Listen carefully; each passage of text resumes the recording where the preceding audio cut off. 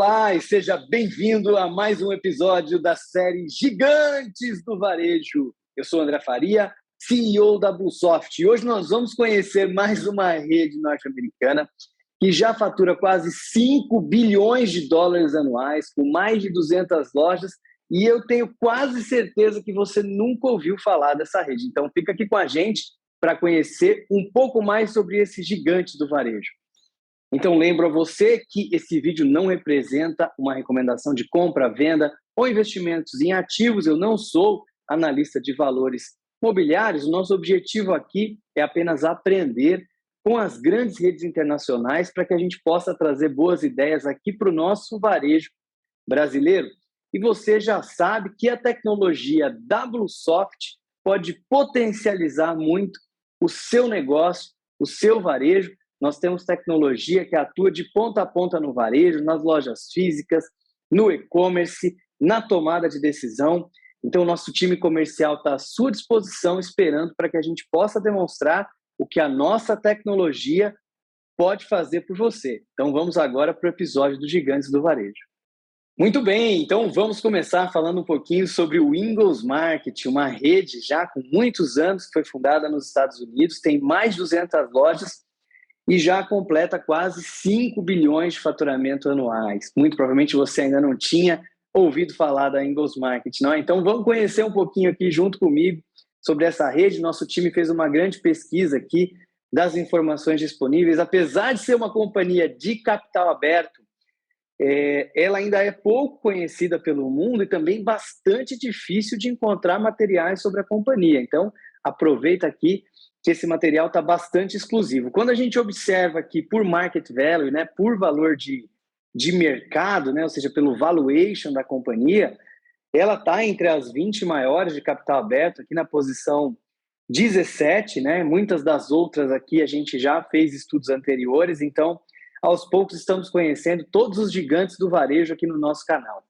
Aqui uma das lojas da companhia, né, então aqueles estilos ali realmente de espaços de varejo, né, shopping aberto americano, com grande estacionamento, né, portas bem grandes, tem sempre também um restaurante, um café, inclusive eles têm uma parceria bastante forte com a Starbucks, e muitas das lojas da Ingles Market têm também Starbucks, para que as pessoas possam tomar um café dentro das lojas, né? Vamos conhecer um pouquinho da história deles. Ele foi fundado pelo Robert Ingles, né, então por isso Ingles Market, e ele sempre teve um foco bastante regional, muito conhecedor da cultura e das necessidades do cliente do Sudeste americano.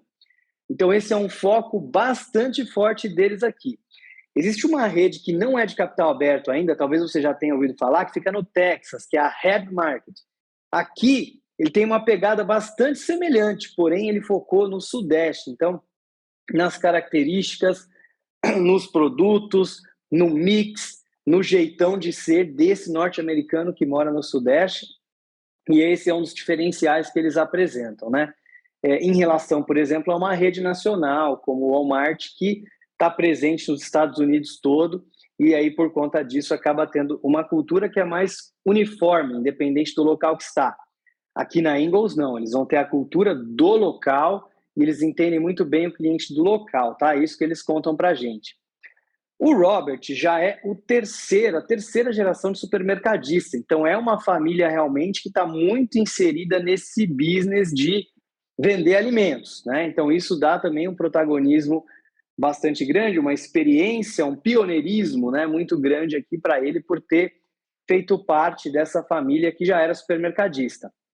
Ele fundou a primeira loja em Asheville, né, na North Carolina, Carolina do Norte, em 1963. Muito especializado nas pequenas cidades e comunidades rurais que eram e ainda são mal servidas pelas grandes redes. Então, as grandes redes normalmente colocam suas lojas em cidades maiores, né, nas capitais, com populações maiores. E aqui não, ele focou bastante nessa expansão nas pequenas cidades e também nas comunidades rurais, então fez uma estratégia diferente das grandes redes que funcionou muito bem. Hoje eles já têm mais de 200 lojas, no relatório anual que a gente vai ver daqui a pouquinho era 198, mas de lá para cá novas lojas continuaram sendo abertas. Eles estão presentes em 6 estados do sudeste norte-americano, mas principalmente na Carolina do Norte, que foi onde eles começaram, né? O faturamento já está quase em 5 bi, né? Quando a gente olha o primeiro relatório anual, estava 4 e pouquinho, agora já está se aproximando dos 5 bi. Em 1982, ele adquiriu uma produtora de leite, que é a Milk Co., né? Milk Company, que produz 60 milhões de galões de leites anuais. Esse leite, essa produtora de leite, também atua como uma distribuidora e eles vendem para outras redes varejistas, não apenas nos supermercados próprios, tá?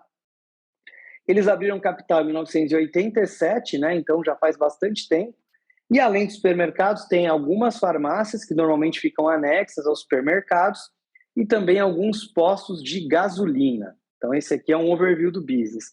Olha que legal o CD dos caras. Um CD enorme. Todas as lojas da companhia ficam a, no máximo, 280 milhas, né, que seria 450 quilômetros de distância, mais ou menos uma viagem aqui de São Paulo a Ribeirão Preto, São José do Rio Preto, Bauru, né? Então, é uma distância que é possível de percorrer.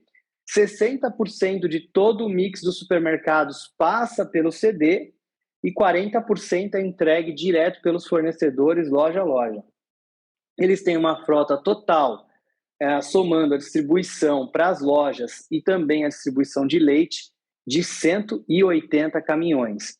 Eles têm também 26 mil colaboradores, dos quais 93% atuam no supermercado e quase 60% trabalham no regime part-time.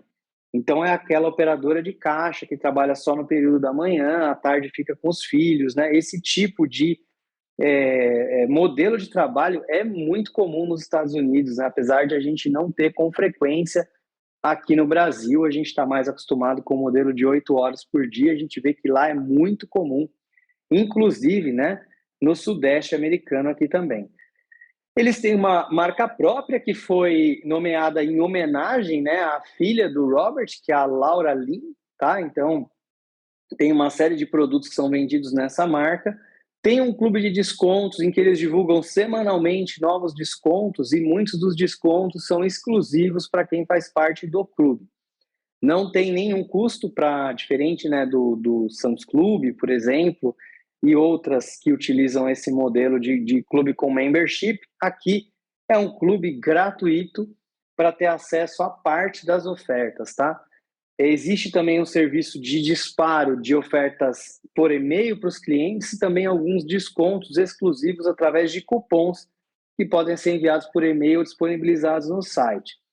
Eles têm divulgado bastante recentemente esse serviço de curbside, que é o nosso drive ou clique e retira, né? Faz a compra pela internet e vai buscar na loja.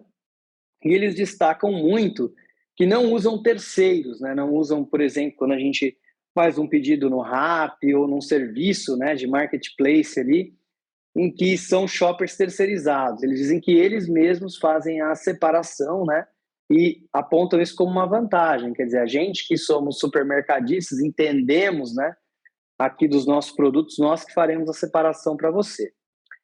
Então, em termos aqui de receita, né, a gente já estava aqui, ó, virtualmente em 5 milhões de dólares, né, 5 bilhões de dólares, perdão, no último relatório anual, agora já passou.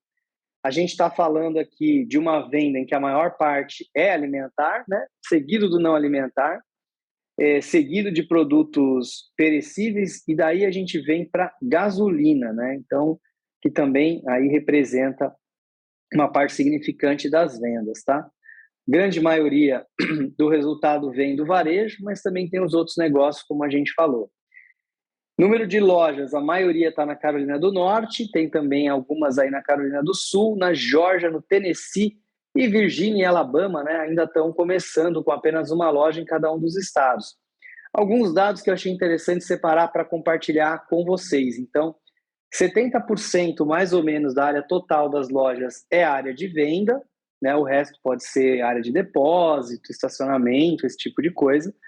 A gente também pode ver aqui que a venda média anual por loja é de 24 milhões de dólares, que daria mais ou menos aqui na cotação atual de 4,9 do dólar, 115 milhões de reais ou 9 milhões de reais por mês, numa loja de aproximadamente 3.700 metros quadrados. Então, essa aqui é a média do tamanho das lojas deles, não são lojas pequenas. Aqui a gente está falando só de área de venda por loja, então quase 4.000 metros quadrados de área de venda. Você pode julgar se esse é um faturamento alto ou baixo por essa metragem quadrada, né? Eu, particularmente, achei um pouco baixo. Aqui a gente tem algumas informações também relevantes, como, por exemplo, a margem bruta, que é de 26%, para a gente chegar lá no bottom line, 5% de margem líquida, que é uma margem boa para um varejo supermercadista, né? Especialmente uma empresa já com 200 lojas, mesmo olhando para grandes empresas como Target, Walmart, né, e outras, às vezes a gente não chega numa margem líquida final de 5%. Então, eu considero que no final do dia, ali no final da linha, eles têm uma margem líquida bastante interessante, sim. Quando a gente compara com o Ingalls Market, com o S&P e com os outros varejistas, a gente percebe que o S&P está performando melhor, mas aqui a gente tem que lembrar que tem empresas como Apple, a Amazon, Tesla, então é tudo que está as 500 maiores empresas ali, né, do índice S&P. Quando a gente está olhando somente para varejo, eles tiveram uma boa performance, né? Então, interessante aqui de ver que eles performaram melhor do que os seus pares. O site da companhia não é muito moderno, né? Então eles destacam aqui a questão do curbside, né? Falam também ali de descontos casados com a questão dos postos de gasolina, dão destaque para algumas lojas, também para anúncios, ofertas semanais, né? Que é basicamente um tabloide que abre quando você clica ali, convida para vir no Starbucks da loja, tomar um café, mostra um pouquinho das ofertas, né, dos produtos ali, bastante foco realmente no alimentar também, nesses tabloides. O que eu achei bastante interessante e que eles investem mesmo, né, é o canal do YouTube deles. Então, apesar de não ter tantos inscritos, né, eles têm muito conteúdo. Então, aqui entrando hoje, a gente vê, tem conteúdo há 5 dias, há 8 dias, conteúdos bem originais, receitas, dicas do que fazer, dica do aniversário, etc.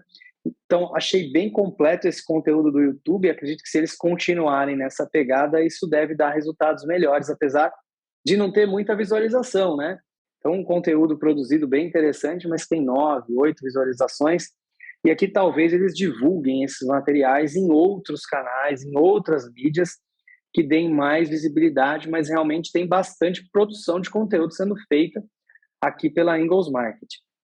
Para quem quiser conhecer um pouquinho mais, eu vou deixar aqui essa dica. Tem esse vídeo no YouTube chamado 4K Ingalls Grocery Store Tour, em que esse rapaz faz um tour numa das lojas, entra na loja, vai passando por praticamente todos os corredores, né? Então, por aqui, você pode conhecer um pouquinho mais da ambientação da loja. Beleza? Esse foi o nosso overview, uma rede bastante desconhecida, difícil de encontrar informações. As informações divulgadas, basicamente, são apenas aquelas que são obrigatórias para as empresas de capital aberto. Então, a gente procurou realmente fazer uma busca de tudo que a gente achou de interessante sobre essa rede para que você pudesse conhecer um pouco mais dela. Deixa aqui nos comentários o que você achou, conta para a gente se você já foi numa loja do Ingalls Market, como foi a sua experiência e o que você achou bacana desses números deles, ou então da estratégia de negócios, pelo menos aquilo que a gente pôde capturar aqui nessa análise. Muito obrigado, espero que você tenha gostado dessa análise do Ingalls Market, né? Muito interessante, uma rede que provavelmente você ainda não conhecia, eu confesso que eu também não. Gostei bastante de aprender um pouco mais sobre essa rede, então se você gostou desse conteúdo, dá o like aqui no vídeo, se inscreve no canal, manda esse conteúdo naqueles seus grupos de WhatsApp com outros varejistas, manda para o seu time, para a sua equipe, ajuda esse nosso conteúdo a chegar mais longe. E, claro, lembre-se também de conhecer mais sobre a tecnologia da BlueSoft e o que nós podemos fazer aí pelo seu negócio, pelo seu varejo, atacado, distribuidor. Nós temos tecnologia de ponta que pode potencializar em muitos resultados do seu negócio. Então, conte com a gente aqui na Bluesoft. Muito obrigado e até o próximo episódio.